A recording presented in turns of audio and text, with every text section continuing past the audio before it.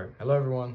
Welcome to my speech today. My name is Abraham Howe. I will be delivering you this persuasive speech titled Why AI is Unethical, written by yours truly. So, to start things off, I would like to have a quick little intro. So, have you ever used AI before and wondered, well, what am I doing exactly? Like, what are the consequences of me using this?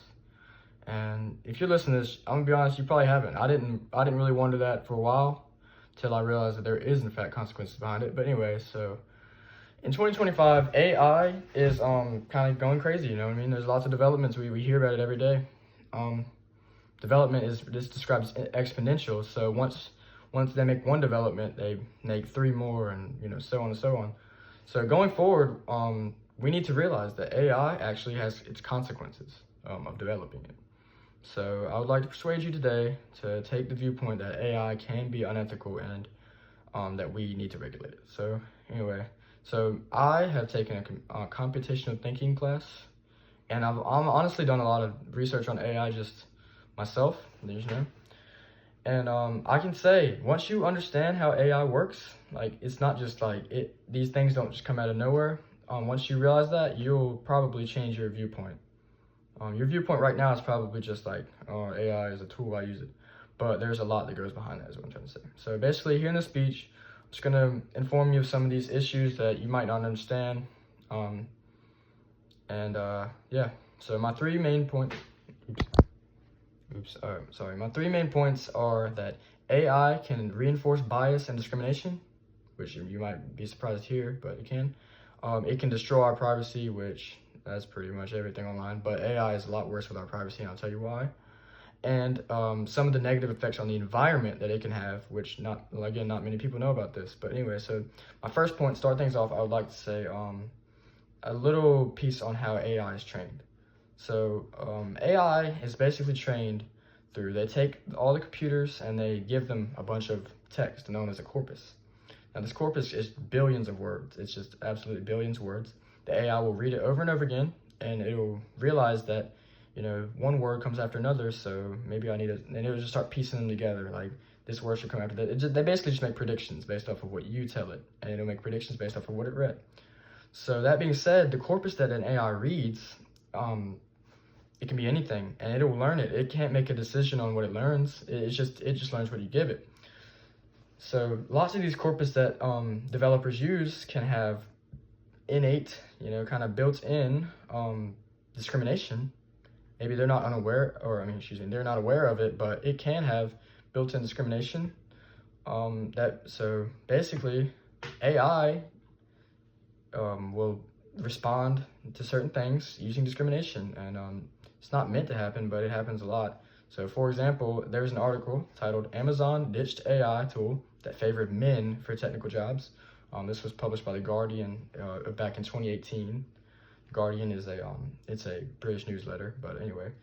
So this tool was used by Amazon to review resumes submitted by possible workers. And the AI, the corpus, of course, were the former resumes of people that were hired, and then they said, like, this is a good resume, hire these people. This is a bad resume, don't hire these people. Well, the corpus contained a lot more of male applicants than female applicants, but that doesn't mean that obviously the male is any better than the female. It's just that there's more applicants for males. But AI doesn't understand that because they can't reason like we can. So in AI's mind, it said that, well, there's more male applicants, so we're going to hire more males. Well, that caused it to not hire females that had applied for the same job, even if they had a better resume, just because they were female. So basically what I'm saying is AI can have built-in discrimination, which is not good. This happens all the time. If you'd like to do some research, it's something that needs to be eliminated going forward. So my next point is that AI is very bad for your privacy, you and my privacy, as users of AI. So to start this off, I would like to mention a new article. This article was published yesterday, as of today is April 13th, yesterday, April 12th, by the Express Tribune, which is a newsletter, an online newsletter. But anyway, this article talked about ChatGPT can now remember everything you've ever told it about yourself, and it stores it in a cloud it stores in the cloud, and it just remembers everything you do. It's marketed as a good addition to ChatGPT, as it will make it easier for you to use it and all that.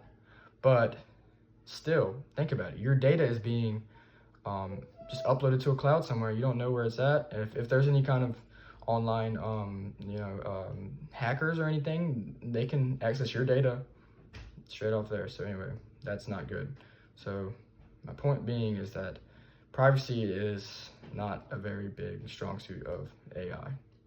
So my next and final argument against the ethicality of AI is that continuing the development of AI will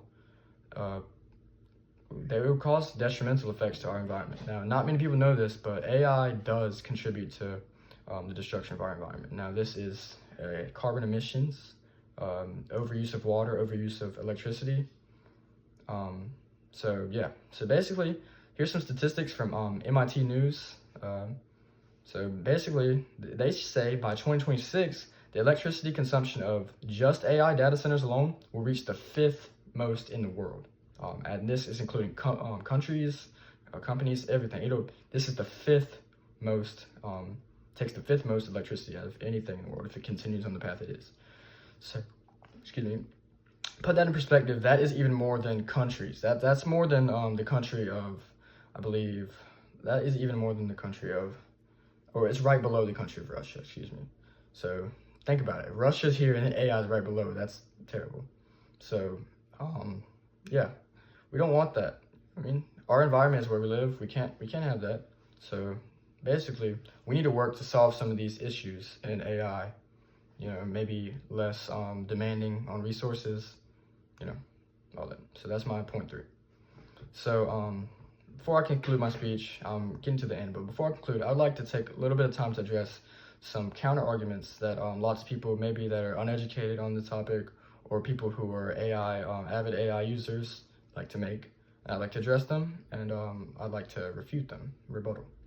So my first argument is that AI is just a tool, and it matters. It can be unethical if we use it poorly.